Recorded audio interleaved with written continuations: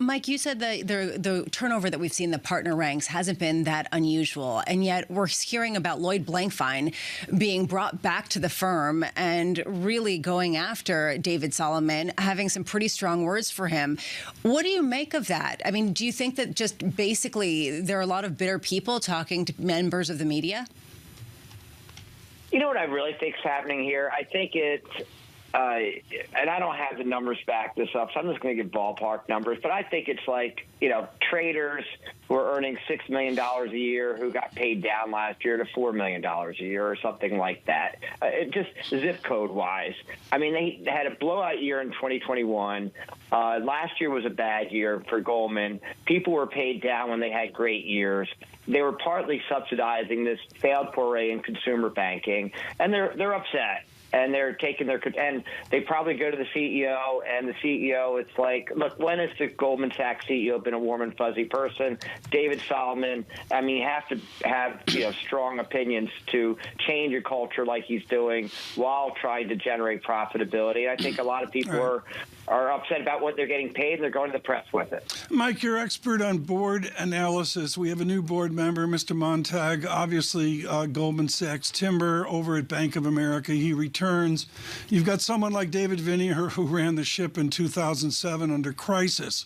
Color the board makeup and decision right now. How do you look at the Goldman Sachs board? Tom, I've been a critic of bank boards, and it probably represents corporate boards, more generally. I feel like they're soft. They don't really hold managements accountable. They don't listen to shareholder concerns.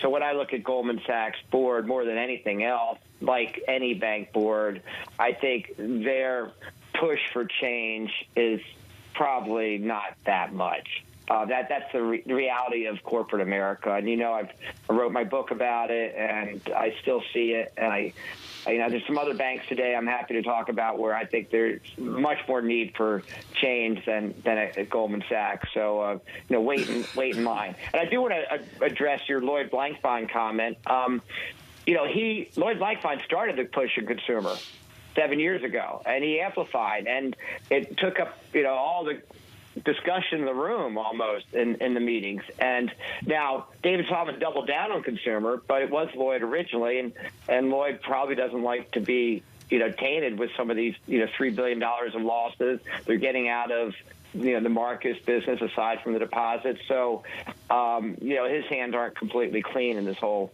situation either. Mike, we've got about 60 seconds left. If we could finish by asking you a pointed question, that would be good. How would this stock respond if that headline dropped across the Bloomberg that he was out? I don't think the stock would go up. In fact, the stock might even go down. Remember, I called to have the Citigroup CEO fired back around after the global financial crisis, and I think the stock went up that day, and that was a good moment. And we've seen that other places where the CEO goes. But if David Solomon were to be fired today, I think the stock would actually go down, because then it would be like, wow, you're running the company based on media reports as opposed to financial results. And by the way, when I talk to investors aren't saying, oh, get rid of David Solomon. They're really asking the questions you're asking. Hey, does the media impact their performance?